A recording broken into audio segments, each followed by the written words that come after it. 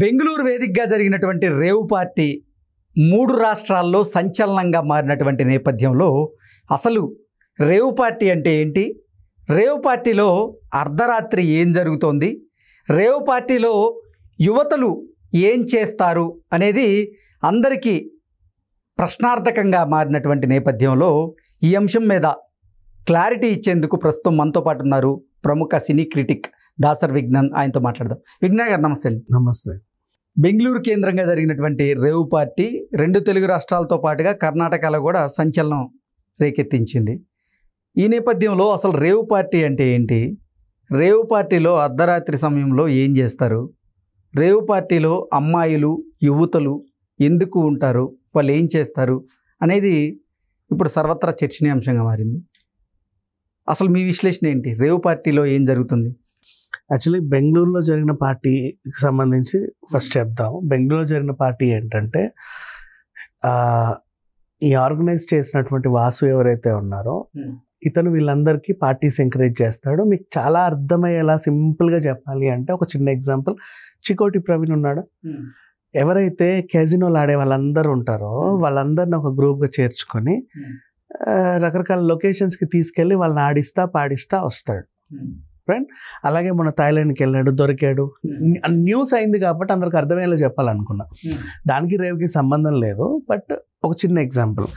So ఇప్పుడు ఇలాగే ఈ రేవ్ పార్టీలో ఈ జనాలు ఎవరైతే ఉన్నారో మన కాకాని లాంటి వాళ్ళంతా ఒక గ్రూప్ ఆఫ్ రిచెస్ట్ పీపుల్, అంటే లైక్ మంచి పారిశ్రామికవేత్తలు లేకపోతే రాజకీయ నాయకులు, వాళ్ళ సెలబ్రిటీలు, వాడేవాడికో రైట్ హ్యాండ్ వీడేవాడికో లెఫ్ట్ హ్యాండ్ అని చెప్పుకు తిరిగే వాళ్ళు, ఇలాంటి వాళ్ళందరూ కొంచెం కొద్ది గొప్ప పేరున్న వాళ్ళు, డబ్బులు అక్రమంగా సంపాదించిన వాళ్ళు, సక్రమంగా సంపాదించిన వాళ్ళు, హూ ఎవర్. వీళ్ళకి ఏంటంటే కేజీని ఆడే వాళ్ళు వేర్లే, మళ్ళీ దీన్ని కలపొద్దు, నేను జస్ట్ ఒక గ్రూప్ని చెప్పడానికి అది చెప్పాను. వీళ్ళకి ఏంటంటే ఒక ఎంటర్టైన్మెంట్ కావాలి, ఎప్పుడో ఒకప్పుడు రెగ్యులర్గా పార్టీస్ చేసుకుంటూ ఉంటారు. సో ఈ పార్టీస్కి ఒక పేరు పెట్టుకుంటారు. మళ్ళీ అర్థమయ్యేలా చెప్పాలంటే, మళ్ళీ దానికి సంబంధం లేదు, ఇంకా అర్థమయ్యేలా చెప్పాలంటే BNI గ్రూప్ ఉంది, బిజినెస్ గ్రూప్. వీళ్ళు ఏంటంటే ఎర్లీ మార్నింగ్ 7 o'clockకి మీటింగ్స్ పెట్టుకుంటారు. ఒక్కొక్క వింగ్కి ఒక్కొక్క టైటిల్ పెట్టుకుంటారు. ఎక్కడెక్కడ ఉన్న వాళ్ళందరూ బిజినెస్ వాళ్ళంతా, అదొక రెఫరల్ బిజినెస్. సో వీళ్ళంతా కూడా బిజినెస్ పీపుల్. వీళ్ళు ఏం చేస్తారంటే ఆ పార్టీకి గోల్డ్, సిల్వర్, ప్లాటినం, డైమండ్ లాగా ఇవి ఉంటాయి కేటగిరీస్. అట్లా వీళ్ళల్లో కూడా sunset to sunrise gold, sunset to sunrise silver, sunset to sunrise victory, sunset to sunrise elegance, ఇంకేదో ఇట్లా కొన్ని పేర్లు పెట్టుకుంటారు డైమండ్ అని. దాంట్లో భాగంగా అంటే ఒక్కొక్క దాంట్లో ఒక గ్రూపు, అంటే వాళ్ళ ఇప్పుడు sunset to sunrise silver అనుకో, ఆ పార్టీ విలువ నువ్వు 10,000 కడితే చాలా పార్టీకి అటెండ్ అయ్యి వెళ్ళిపోవచ్చు. 10,000 కట్టి ఎంట్రీ మాత్రమే ఉంటుంది. అక్కడికి వెళ్ళాక నీకు ఏమైనా కావాలంటే డబ్బులు కట్టి మిగతావన్నీ తీసుకోవాలి. అమ్మాయిలు ఉంటారు, నీకు కావాలంటే వాళ్ళతో మాట్లాడుకుని బేరమాడి వాళ్ళకి ఎంతో కొంత ఇచ్చి నువ్వు అక్కడ అనుభవించవచ్చు. ఓకేనా. డ్రగ్స్ ఉంటాయి, అమ్మాయి వాళ్ళు పెడ్లర్స్ ఉంటారు, నీకు కావాలి అనుకుంటే వాళ్ళకి డబ్బులు ఇచ్చి అప్పటికప్పుడు తీసుకోవచ్చు.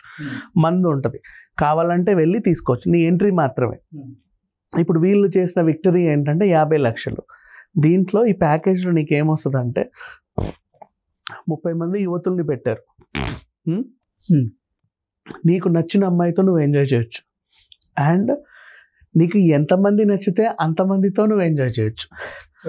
ఆ అమ్మాయిలు కూడా అలాగే ఉంటారు, వాళ్ళు జస్ట్ బిక్నీలు, హాఫ్ న్యూడ్ డ్రెస్లు వేసుకొని ఉంటారు. అంటే అంత వెలుగు ఉండదు, కేవలం లేజర్ లైట్లో జరిగే ఈవెంట్ ఇది. నిన్ను ఎవడు తాకినా నువ్వేమనుకోవద్దు, అందరినీ నువ్వు ఎంటర్టైన్ చేయాలి. నీకు ఎక్కడెవడు ముద్దు పెడుతున్నాడో తెలియదు, ఎక్కడెవడు పిసుకుతున్నాడో తెలియదు, ఎక్కడెవడు ఏం చేస్తున్నాడో తెలియదు. నువ్వు అన్నిటికీ తెగించి అక్కడ ఉండాలి, ఆ పార్టీ అయ్యేంత వరకు నువ్వు ఉండాలి. ఓకేనా. ఇలా అమ్మాయిలు వచ్చారు అక్కడికి. అండ్ పనిలో భాగంగా దీంట్లో డ్రగ్స్, క్యాప్సూల్స్, ఆ పిల్స్ అన్నీ ఉంటాయి, ఇంజెక్షన్లు, ఉండాల్సిన దరిద్రాలు అన్నీ ఉంటాయి దీంట్లో మందుతో పాటుగా. సో ఇది రేవ్ పార్టీ అనేది నాట్ ఏ సెషన్, కొనసాగుతూ ఉంటుంది. ఒక 48 hours, 72 hours, లేకపోతే 24 hours మినిమం కంటిన్యూగా వెళ్తా ఉంటుంది. లాస్ట్కి ఒక దగ్గర ఎండ్ అవుతుంది. మార్నింగ్ ఆఫ్టర్నూన్ వరకు యూ హ్యావ్ టు చెక్. అంటే మీరు చెప్పిన దాని ప్రకారంగా చూసుకుంటే లేజర్ లైట్లో అంటే నైట్ టైం అంటే ఓకే, మరి డే టైంలో ఏం చేస్తుంటారు? డే అయినా నైట్ అయినా వీళ్ళకు ఉండేది ఆ టెరిటరీ అంత క్లోజ్ ఉంటుంది. ఆ టెరిటరీ అంతా క్లోజ్, కేవలం లేజర్ లైట్స్ మాత్రమే వెలుగుతూ ఉంటాయి. ఆ టెరిటరీలో మొత్తం కర్టన్స్ అన్ని నీట్గా క్లోజ్ చేసి ఒక చీకటి రూమ్లా క్రియేట్ చేసి పబ్లా క్రియేట్ చేసి నాన్ స్టాప్గా ఇవే జరుగుతూ ఉంటాయి. అండ్ అక్కడ రూమ్స్ ఉంటాయి. మళ్ళీ ఎవరన్నా ఆ యువతి నచ్చితే అలా రూమ్కి తీసుకెళ్ళి వాళ్ళ కార్యాలు ఘనంగా చేసుకొని మళ్ళీ తీసుకొచ్చి ఆమెను అక్కడ వదిలేయచ్చు. ఆవిడ మళ్ళీ ఇంకెంతమందితోనైనా ఎన్ని రూమ్లోకైనా వెళ్ళొచ్చు, ఎక్కడికైనా పోవచ్చు. వీళ్ళు వెళ్ళే రూమ్లో ఆల్రెడీ అక్కడ పక్కన ఎవడైనా ఉంటే వాళ్ళని కూడా వీళ్ళు ప్రైవసీ లేదు, వాళ్ళ విషయం వాళ్ళదే. నువ్వు ఈ పక్కకు వచ్చి నీ పని నువ్వు కానిచ్చుకోవచ్చు. అట్లాంటి విచ్చలవిడితనంగా ఉండేదే రేవ్ పార్టీ. సో ఇది పాశ్చాత్య సంస్కృతి. అండ్ యాక్చువల్గా పాశ్చాత్య సంస్కృతి అని అందరూ అనవసరంగా తోసేస్తున్నారు, కానీ పాపం ఇంగ్లాండ్లో ఇది మొదలైనప్పుడు ఇంత చండాలంగా లేదు. ఇక్కడికి వచ్చాక అలా తయారైంది. అందరు సింపుల్గా ఇది పాశ్చాత్య సంస్కృతి మంది కాదు అని చెప్పేసి తోసేస్తున్నారు, కానీ చండాలం మందే. మన దగ్గరకు వచ్చాకే ఇలా తయారైంది. ఇంగ్లాండ్లో ఉన్నప్పుడు రేవ్ పార్టీ, వీళ్ళని రేవర్స్ అంటారు. వీళ్ళ పార్టీ ఏంటంటే it's a socialise party. Socialise party మనకి ఎవరు పరిచయం లేని వ్యక్తులందరూ అక్కడికి రావడం, ఒకరినొకరు పరిచయం చేసుకోవడం, హ్యాపీగా వాళ్ళతో విందు చిందు మందు వేసి ఎగరడం దొరకడం, మళ్ళీ ఎవరింటికి వాళ్ళు వెళ్ళిపోవడం, అట్లా పరిచయాలు పెంచుకునే పార్టీ అనమాట. సో రాను రాను ఈ రేవ్ పార్టీ అనేది తన రూపును మార్చుకుందంటారు. మనకి హిప్పీలు తీసుకొచ్చారు ఫస్ట్ గోవాకి. హిప్పీలు ఫస్ట్ గోవాకి తీసుకొచ్చినప్పుడు అక్కడ రేవ్ పార్టీతో అంటే ఈ పార్టీతో సహా స్లోగా గంజాయి ఇంజక్షన్లు అన్నీ చేరాయి అన్నమాట. ఇవన్నీ కాస్త ఇంకెక్కువ అయిపోయి నెక్స్ట్ తర్వాత ముంబై, పూణే, మన నగరాలు, హైదరాబాద్ నగరాలకు చేరింది. హైదరాబాద్కి వచ్చిన తర్వాత కేసీఆర్ అండ్ కేటీఆర్ వాళ్ళ హయాంలో 10 ఏళ్లలో ఫామ్ హౌస్ కల్చర్ ఎక్కువ అయిపోయింది. ఓకేనా, శివార్ ప్రాంతం మొత్తంలో ఫామ్ ఉందంటే అక్కడ హౌస్ ఉండాలి, ఫామ్ ఉంటే ఒక హౌస్ ఉండాలి. యథేచ్ఛగా కొనసాగింది. ఎవరు వాళ్ళని డిస్టర్బ్ చేసేవాళ్ళు కాదు. ఫామ్ హౌస్లలో బోల్డ్ అన్ని పార్టీలు నిర్వహించుకునేవాళ్ళు. ఇప్పుడు రేవంత్ రెడ్డి సర్కార్ వచ్చాక అది నిషేధించారు, కానీ ఇంతకుముందు గత 10 ఏళ్ళు జరిగింది ఇదే. ఎక్కడైతే ఈ 10 yearsలో ఎంత డెవలప్ అయిందో మనందరికీ తెలుసు. స్మార్ట్ ఫోన్ డెవలప్ అయింది, మనీ డెవలప్ అయింది, ఇంటెలిజెన్స్ డెవలప్ అయింది, మనుషుల ఫ్యాషన్ శైలి డెవలప్ అయింది.